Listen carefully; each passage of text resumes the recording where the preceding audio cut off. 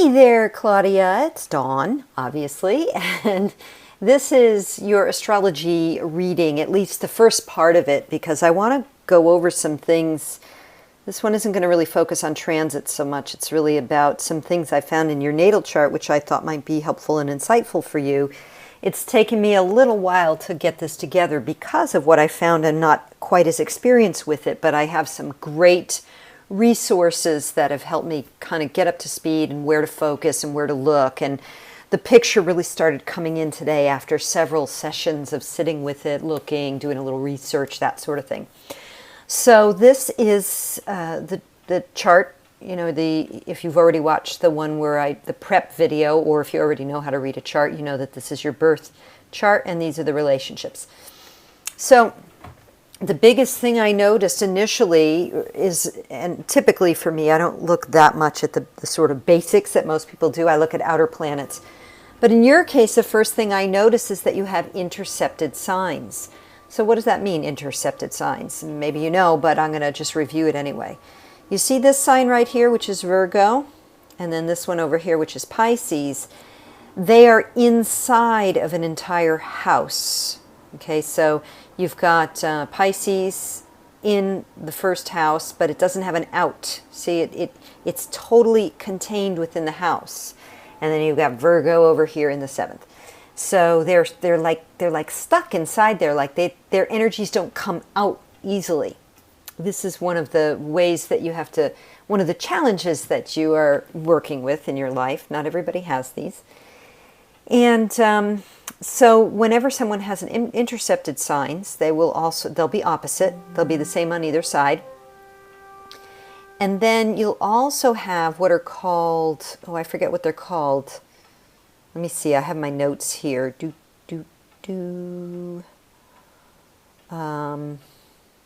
Duplicated signs. That means that they're signs that rule two houses.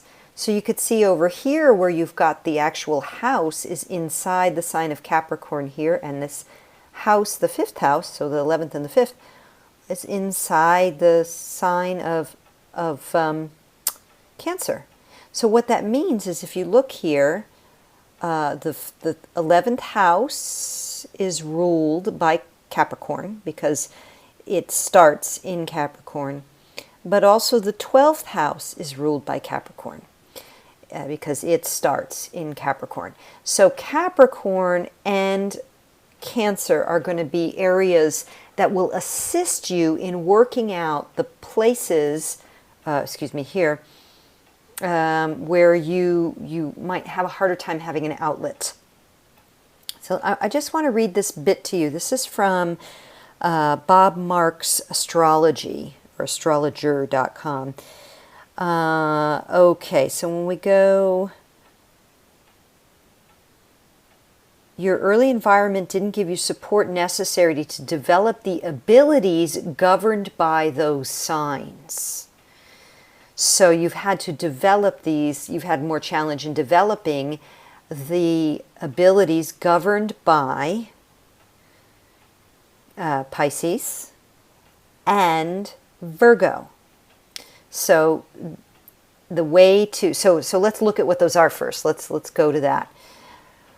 So Virgo is about, it's ruled by Mercury. It's more of a assimilator of information, can be very meticulous, and wants to know all the details. And again, I'll send this to you so you could read it more particularly. It deals with material reality. Virgo is an earth sign. And of course, the opposite side of it, where the other intercepted sign is Pisces, which rules imagination and faith and dreams and ideals. So the opposite of Virgo. Virgo likes things that can be touched, weighed, and measured, categorized. And Pisces is the opposite. It's the amorphous. And so, again, you can read more about what these are. The bigger piece here is that I looked at, see, when you see that, you want to go, all right, well, what planets rule these signs, and also what planets rule these signs, and how are they in relationship in the chart? So, because that shows you the sort of way out, the tools and skills or challenges that you have in a little bit more detail. So when we look at this, let me just see here. I want to go right to aspects. I feel like I want to go right to aspects because this is going to tell the bigger story, and then we can go back to the themes when you read that bit that I pasted in there for you. Okay, and some other themes that may arise as we go through these aspects. So there's a few things I want to point out here. That the first one is that we know that one of the tools that will help you sort of, develop these skills, and I'm sure at your age you've already developed some of them, but we'll continue to support that, is Capricorn, which is ruled by Saturn, and Cancer, which is ruled by the Moon. So then I look to Saturn and Moon, and what I discover in that is that these two are part of some very, very dynamic, very powerful aspects in your chart. So you can see, first of all, that you've got Moon is conjunct Neptune in the sign of Scorpio, which is a water sign. So your capacity to connect with divine truth, especially that which is hidden, Pluto, in the 8th house, which is ruled by Pluto, Scorpio, which is ruled by Pluto, 8th house, which is a natural Scorpio house, your ability to see the underbelly, to understand, to intuit, to see the shadow side of things, to get divine downloads, dreams, that sort of thing is extremely powerful. And it is in relationship to by exact degree, almost, within a few seconds difference, of this Jupiter-Pluto conjunction. So there's Pluto. Pluto rules Scorpio. Pluto rules the 8th house. So we've got this Moon, Neptune, this dreamy, can totally connect with the etheric realms in this Plutonic energy in a positive, strong relationship with Pluto already. And all of that points to what's called, or is part of what is called a yod, Y-O-D, in astrology. Another word for yod is finger of God. And so what this is when you got two planets in sextile relationship, so 60 degrees, in a quincunx or 150 degree relationship with another. So can you see these green lines here, the dotted lines, what they're doing? And then the blue. That right there is a yod. And it's all pointing to Saturn. This is the focal point of working out these issues and these issues. And now when we look at Saturn, Saturn's the focal point. Okay. Saturn is in Aries in the 1st house. Aries is a sign of independence, leadership, and initiating new things. 1st house is how other people see you. Solo leadership.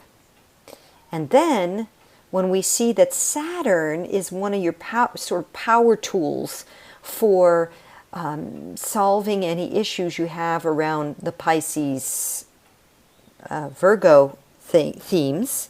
And again, look, we've got this big thing is in the Pisces, Virgo theme. And I will talk more about this either on a call or later in this reading, just depending on what unfolds here, because I'm following my guidance to what to tell you when. So again, we have this Saturn theme. It's like all roads lead to Saturn. Not all roads, but we have a big focal point of Saturn. Saturn is Capricorn, leadership, the head of a company, CEO, delegator of responsibilities, very responsible, building things step by step. And again, we have this in Aries, 1st house, independence, solo, I'll do it myself. 1, the number 1, 1st house. Okay, so you might already begin to think about how, especially with what we're doing here, our work together, how you've seen this play out in your life, building your own businesses, being more of the leader, that kind of thing. And the challenges too, not being able to delegate, not being able to maybe communicate or do things practically because you go off into sort of a dream state. You see so many possibilities that you can't kind of ground them in actionable initiatory steps. Okay, so taking the dreams, grounding them in practical initiatory steps. And again, obviously, you're not a young woman anymore. You've learned how to do that to some degree, but this is just sort of putting an emphasis on it. And now to further that, just to underscore it even more, we also have your North Node in Aries in the first house. And that really illustrates the need or the desire of your soul in this lifetime to be independent, totally self-reliant. That's Aries, totally self-reliant, first house, and to be seen in that light. So Aries is opposite Libra. Libra is where your South Node is. So if Aries is at 9 degrees, North Node is at 9 degrees Aries, the South Node would be over here, right in here at 9 degrees Libra. South Node is what you've already mastered. Creating harmony with others, taking the other into account, making sure there's a balance of justice, so balancing of the scales. You're more than welcome and free to do that, but if you rest on your laurels of keeping the peace at any price, the shadow side of Libra, you will pay the price because your North Node, your soul, is telling you this is a lifetime to develop more independence rather than interdependence, to develop more initiation actions rather than consultations considering the other, more leadership rather than co-leadership or being the cape holder for someone else, for example.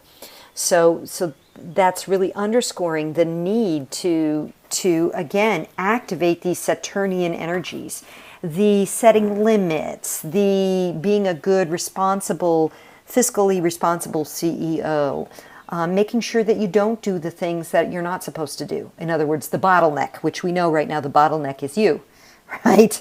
Delegation is something that a good Saturnian leader does well. Shadow side of Saturn, of course, is needing to control everything, and nobody can do it as good as me, so I'll just do everything. That's the shadow side of it. So we've got a lot of pointing to Saturn, but wait, there's more. Because Saturn is also part of a second yod. So if you go up the Saturn line here, you'll see that this now comes back to here, and then we've got the trine with the ascendant. Now, some people will say you can't have a yod unless you have planets. But so I invite you to explore how this might be the case for you. So you've got your ascendant, which is enclosing this whole Pisces sign, the part of you that connects with the mystical.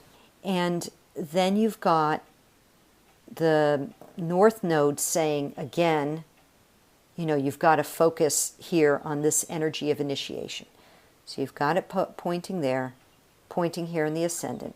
And this is all still in that first house. So you got a lot going on here in this first house, which is about leadership, initiation, and how you show up in the world, how other people see you and perceive you. And then, again, pointing to this over here. So now let's talk about this. Jupiter, big visions, dreams, expansiveness, generosity, being able to embrace the whole picture or embrace, sort of unconditional acceptance of others. It's the jovial Santa Claus energy, and it's also on the shadow side, the excess, the energies of excess. And then we have Pluto, which is the lord of the underworld. So this is the energy of buried material, that which is hidden, the secrets that we keep, the secret fears, the drive for power, the Plutonian type explosiveness in frustration when we don't get what we want. Those are, there's that shadow side there. But the light side of Pluto is, Pluto sits on the gold. So when we unflinchingly face our shadow and transmute things to the light, we enjoy the gold and the bounty of the gifts of the Lord of the Underworld. So when you have these two conjunct, you can either suffer in scarcity because you just want to go to sleep and not deal with your stuff or face challenging situations, or you can, face the shadow or do some kind of shadow work. And that could be, like we know Monica does shadow work, but that could be like a forensic scientist. And from that, really claiming that Plutonic energy lets you receive the abundant bounty, the gifts of it. And again, in this relationship, in two ways relating to Saturn, as the focal point of Saturn's saying and ascendant saying, hey, get your leadership act together, and then also part of pointing to this Saturnian energy of, in order to actualize your dreams, you've got to really deal with your shadow stuff. And again, reiterated here, get your dreams, harness your dreams and your vision and your mystical understanding of the unity of all things, also in part by clearing, digging out. See this here? Digging out what is buried. That's that Pluto energy. So I hope I haven't gone too sort of metaphysical on you, for starters, but this is the main biggest thing that I'm seeing right now in terms of your birth chart. And how that literally plays out for you, we can begin to unpack this or use this reading and these touchstones here of these two yads, the Saturnian theme, the leadership theme, the mystic, and the shadow, to get even more clarity about how you show up. This is the ascendant. The ascendant is how other people see you. So brand development, right? Brand development. It's not just about, okay, we want them to see you as an Aquarian. That's the most foundational level. We want them to see you as an Aquarian who's deeply attuned to her Piscean divine connection to all that is, divine wisdom, divine eternalness, divinity, sacredness, and also is a confident, stable, grounded fireball leader. All right, so that's a lot right there. It's rather deep. So what I would like for you to do is to review this once or twice. I mean, maybe you speak enough Astro speak to just grok this immediately. But if not, listen to it a couple times. Read through. This is just the sort of list of your natal stuff.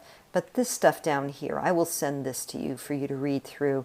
Again, not my stuff, but you can read it through and see. And then we'll take it from there. We'll see what emerges. And it's a touchstone, again, for us as we build your brand to make sure that we tune into these energies enough so that the way you show up, ascendant, is going to really be aligned with your soul frequencies and really attract the people in a powerful way. Okay, my dear, we will speak soon.